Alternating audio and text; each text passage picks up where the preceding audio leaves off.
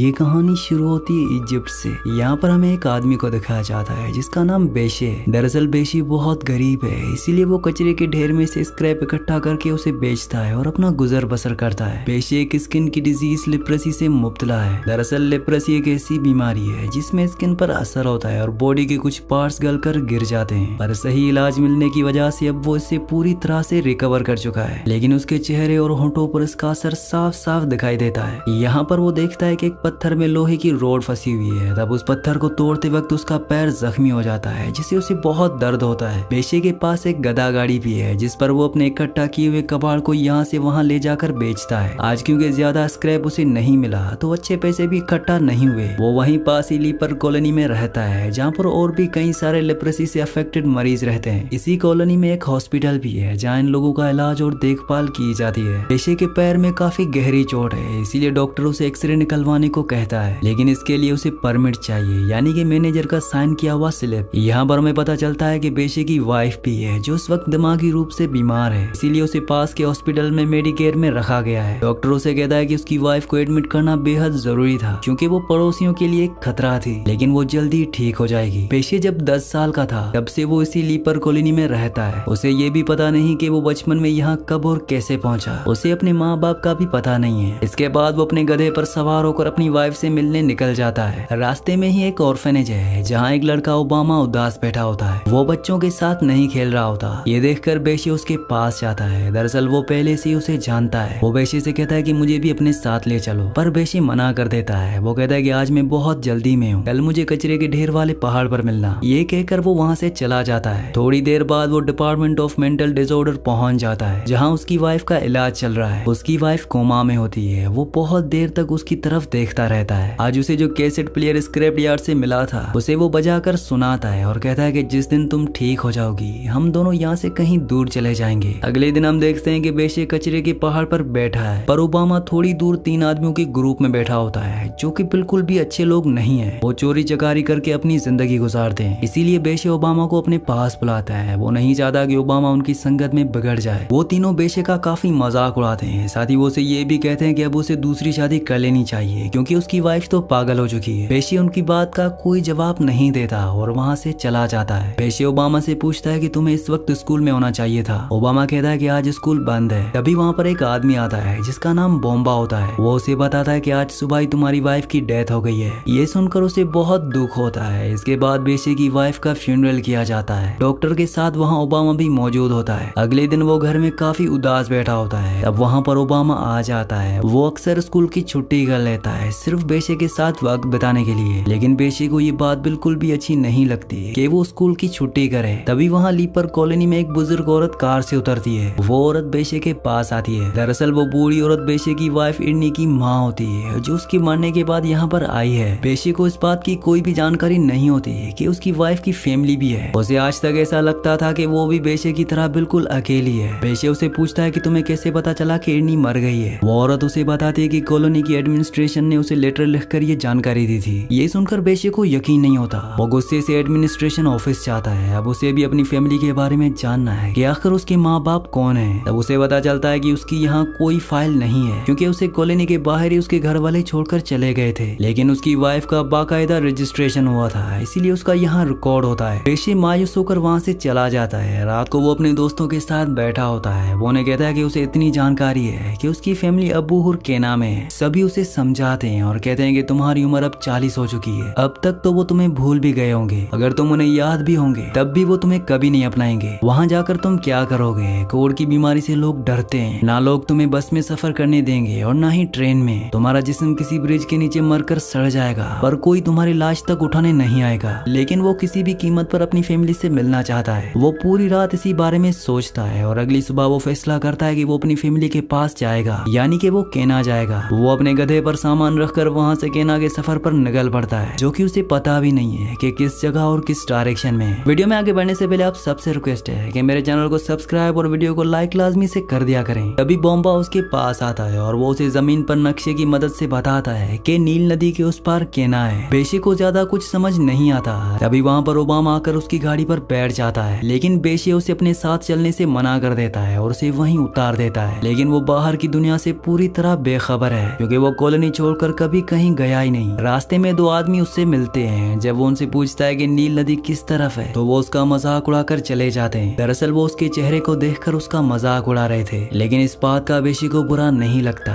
क्योंकि ये बेशी के लिए कोई नई बात नहीं है। अब काफी दूर सफर करने के बाद वो अपनी गाड़ी को रोक देता है और जब वो पीछे देखता है तो ओबामा चुप कर बैठा होता है। ये बात बेशी को बिल्कुल भी अच्छी नहीं लगती। वो उसे धक्का देकर यहाँ से लौट जाने को कहता है, पर बेशी को उसका चेहरा देखकर उस पर तरस आ जाता है और वो उसे भी सफर में साथ ले लेता है। इसके बाद वो एक छोटे से पिरामिड के पास पहुंचते हैं क्योंकि रात होने वाली होती है। ये दोनों रात वहीं बिताते हैं और सुबह होते ही वहाँ से निकल जाते हैं। अब इसके बाद वो एक गाँव में पहुंचते हैं जहाँ एक नदी में काफी बच्चे नहा रहे होते हैं। ओबामा भी उस नदी में नहाने के लिए चला जाता है और बेशे भी अपने गधे को नहलाने लगता है। ओबामा उसे नदी में चलने के लिए कहता है, हालांकि बेशे नहाना नहीं चाहता और ओबामा के जिद करने पर उसे नदी में जाना पड़ता है। उसे नहाते देखकर एक औरत ने सभी बच्चों को नदी से बाहर कर लिया कि बेशे के नहाने से पानी गंदा हो गया है। ओबामा देखता है कि लेप्रेसी यानी कि कोढ़ की बीमारी की तरफ लोगों के मन में कितनी नफरत है। उसी पानी में जानवर कई भैंसे भी नहा रहे थे, लेकिन एक इंसान के नहाने से पानी गंदा हो गया। लेकिन बेशे को उस औरत की बात का बुरा नहीं लगता। उसने मान लिया है कि शायद वो ठीक ही कह रही थी। इसके बाद हम देखते हैं कि कार्ड का पहिया ढीला हो चुका है। बेशे कार्ड को उठाता है और ओबामा उसे ठीक करने लगता है। तभी कार्ड छूटने से ओबामा के सर में चोट लग जाती है और वो वहीं बेहोश हो जाता है। बेशे उसे लेकर पास ही के हॉस्पिटल में भागता है। हॉस्पिटल में नर्स उसे बच्चे से दूर रहने को कहती है कि कहीं ये बीमारी उन्हें ना लग जाए। वहाँ बैठे सभी लोग उसे एक अलग ही नजर से देख रहे होते हैं, जबकि बेशे पूरी तरह से क्योर्ड है। नर्स उसे पूछती है कि ये लड़का तुम्हारा क्या लगता है। बेशे बताता है कि मैं इस लड़के का फादर हूँ। तब नर्स उसे पैसे जमा करने के लिए कहती है जो कि नदी के पास उसके कार्ट में है। वो पैसे लेने के लिए बाहर भागता है। तभी वो पुलिस वाले की गाड़ी से टकरा जाता है। पुलिस वाला उसे उसकी आईडी मांगता है, लेकिन बेशे की आईडी भी उस कार्ट में होती है जहाँ पर उसके पैसे हैं। इस बात पर ऑफिसर उसे अरेस्ट करके जेल में डाल देता है। हालांकि बेशे कहता रहा कि उसे हॉस्पिटल में पैसे जमा करने हैं, पर ऑफिसर उसकी कोई बात नहीं सुनता। उसी जेल में एक और आदमी होता है। जब वो बेशे को देखता है तो डर जाता है कि कहीं ये बीमारी उसे ना लग जाए। बेशे उसे कहता है कि तुम यहाँ मेरा रूप देखकर डर गए और तुमने कितने घिनौने जुर्म किए होंगे जो तुम यहाँ हो। इसके बाद हम देखते हैं कि इन दोनों को एक ही हथकड़ी में लॉक करके पुलिस वाले नीचे के सेल में ले जाने लगते हैं। तभी वो आदमी और बेशे वहाँ से भाग जाते हैं। इसके बाद वो आदमी हथकड़ियाँ तुड़वाने के लिए अपने साथियों के पास जाता है। उसका काफी बड़ा ग्रुप है जो कि इलीगल कामों में एक्टिव है। अब बेशे आजाद हो जाता है। इसके बाद वो बाहर ओबामा से मिलता है। ये दोनों एक दूसरे को देखकर इमोशनल हो जाते हैं और एक दूसरे के गले लग जाते हैं। इसके बाद ओबामा उसे माफी मांगता है कि ये सब उसकी वजह से हुआ। ना तो वो बेशे को नदी में उतारने के लिए फोर्स करता और ना ही ये सब होता, पर बेशे उससे नाराज है क्योंकि इसमें उसके सारे पैसे खर्च हो गए। रात को वो ओबामा से पूछता है कि क्या हमें कॉलोनी फिर से लौट जाना चाहिए क्योंकि यहाँ कोई उम्मीद नहीं दिखाई देती, और ओबामा अब वापस उस जगह लौट कर नहीं जाना चाहता। रात में बेशे को याद आता है कि जब वो 10 साल का था तो उसके बाप उसे यहाँ छोड़ गए और कहा कि वो एक दिन उसे लेने जरूर वापस आएंगे। अगली सुबह ओबामा उसे एक टोपी देता है जिसके सामने एक जालीदार कपड़ा लगा हुआ होता है, जिससे बेशे का चेहरा लोगों को दिखाई नहीं देगा और लोग उसे नहीं डरेंगे। अब रास्ते में एक आदमी मिलता है। वो कहता है कि मुझे भी अपने साथ ले चलो, मुझे अपना पंप ठीक करवाना है। बेशे उसे लिफ्ट दे देता है और वो और उसका बेटा दोनों कार्ट पर सवार हो जाते हैं। ये सब नील नदी पहुंचते हैं जहाँ से फेरी ने नदी पार ले जाएगी, लेकिन बेशे और ओबामा के पास पैसे नहीं होते। तब वो आदमी जो उनके साथ आया होता है वो इन दोनों के टिकट के पैसे देता है। अब नदी पार करते हुए इन्हें शाम हो जाती है। पास ही में एक छोटा सा घर होता है। ये सब रात वहीं बिताने के लिए रुकते हैं। देर रात किसी आवाज से बेशे की नींद खुल जाती है। जब वो खिड़की से देखता है तो वो आदमी और उसका बेटा जो उनके साथ आए हैं वो दोनों उसकी गधा गाड़ी को धक्का दे रहे होते हैं। दरअसल ये दोनों बेशे की कार्ड को चुरा रहे हैं। तब बेशे को एहसास होता है कि वो उतने टाइम से चोरों के साथ सफर में था। बेशे जोर से चिल्लाता है और बेशे के चिल्लाने पर वो दोनों वहाँ से भाग जाते हैं और उसकी गधा गाड़ी चोरी होने से बच जाती है। अब बेशे तय करता है कि वो सुबह तक वेट नहीं करेगा, इसीलिए वो रात को ही वहाँ से निकल पड़ता है। ये दोनों एक रेगिस्तानी इलाके में पहुंच जाते हैं। सामने से ट्रेन गुजरने वाली होती है और उन्हें इसमें सवार होना है, पर वो देखते हैं कि इनका गधा अब थक चुका है और वो इस गधे को और नहीं खींच सकते। इसीलिए वो कार्ड को उससे अलग कर देता है और कार्ड को वहीं छोड़कर गधे को अपने साथ लेकर आगे बढ़ जाते हैं। गधे की हालत बहुत ज्यादा खराब होती है क्योंकि उसने 3 दिनों से कुछ खाया नहीं है और वो लगातार सफर कर रहा है। तभी वहाँ पर ट्रेन आ जाती है। वो गधे को जानवरों के डिब्बे में डाल देते हैं और खुद पैसेंजर वाले डिब्बे में बिना टिकट के चढ़ जाते हैं। कुछ देर बाद वहाँ टिकट चेकर आ जाता है उसे टिकट मांगने। तब बेशे कहता है कि ना तो उसके पास टिकट है और ना ही पैसे। इस बात से टीटी को बहुत गुस्सा आता है। वो कहता है कि इसी वक्त तुम दोनों नीचे उतर जाओ और वो बेशे को धक्का देता है जिस वजह से उसकी टोपी उतर जाती है। तब सब लोग देखते हैं कि उसको कोढ़ की बीमारी है तो सभी लोग उसके मुखालिफ हो जाते हैं। इतनी नफरत और वायलेंस देखकर बेशे पूरी तरह से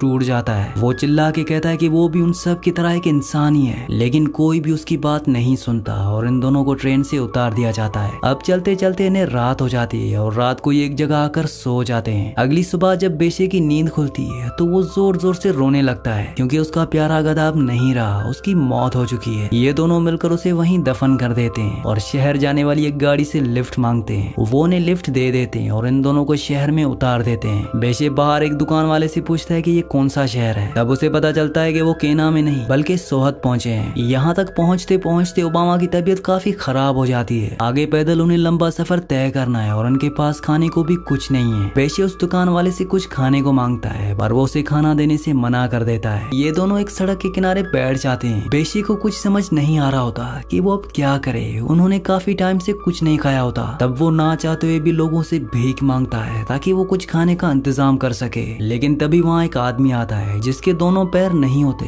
जो सड़क के उस पार भीख मांगता है। वो कहता है कि ये मेरा इलाका है, तुम यहाँ इस तरह से भीख नहीं मांग सकते। बेशे उसे समझाता है कि मैं भीख नहीं मांग रहा, इस बच्चे की तबीयत ठीक नहीं है, इसीलिए मुझे कुछ पैसे चाहिए ताकि मैं इसे कुछ खिलाऊं। लेकिन उस भिखारी के जिद करने पर ये दोनों वहाँ से चले जाते हैं। लेकिन उस भिखारी को एहसास होता है कि शायद उसे ऐसा नहीं करना चाहिए था। वो अपनी स्कूटी से उन्हें लेने आता है। वो कहता है कि मेरे साथ चलो, मैं तुम्हारी मदद करना चाहता हूँ, तुम दोनों मेरे साथ आओ। ये दोनों उसके साथ जाने के लिए मान जाते हैं। इसके बाद हम देखते हैं कि वो उन्हें अपने दोस्तों के पास ले जाता है जो उसी की तरह भीख मांगते हैं। ये सब इन्हें भरपेट खाना खिलाते हैं। वो जब उसकी टोपी का पर्दा हटाते हैं तो उसका चेहरा देख लेते हैं और उनमें से कोई भी उसका चेहरा देखकर डरता नहीं, यहाँ तक कि वो उसके चेहरे को हाथ भी लगा रहे होते हैं। वो उसे महसूस नहीं होने देते कि वो उनसे अलग है। रात को बेशे अपने सपने में देखता है कि वो एक आईने के सामने खड़ा है। वो बिल्कुल एक खूबसूरत नौजवान है। अगली सुबह हम देखते हैं कि अहमद अब इनके केना जाने का इंतजाम कर रहा है। वो उन्हें लेकर एक ट्रांसपोर्ट वाले के पास जाता है। वो उनसे मदद मांगता है कि इन दोनों को केना लेके जाओ। वो आदमी उसकी बात मान जाता है और दोनों ट्रक के पीछे सवार हो जाते हैं। इस पूरे सफर में अहमद और उसके दोस्तों ने बेशे का काफी साथ दिया। जाते वक्त अहमद कहता है कि अगर वापस आना हुआ तो फिर मिलेंगे। आखिरकार एक लंबा सफर तय करने के बाद ये दोनों अबू हुर केना पहुंच ही जाते हैं। अब इनका आखिरी काम होता है बेशे की फैमिली को तलाश करना, पर न जाने क्यों अब उसका दिल नहीं कर रहा होता कि वो अपनी फैमिली से मिले। आखिर ऐसी हालत में उसे कोई क्यों अपनाएगा, वो लीपर कॉलोनी में ही सही था। इसके बाद हम देखते हैं कि ओबामा नाम पूछकर बेशे के घर तक पहुंच जाता है, पर बेशे उसके साथ नहीं होता क्योंकि वो देखना चाहता था कि उसे लेकर उनकी राय क्या है। बेशे का भाई कहता है कि हम इस नाम के किसी आदमी को नहीं जानते। ये कहकर वो दरवाजा बंद कर देता है, लेकिन ओबामा बेशे को ये बात नहीं बताता।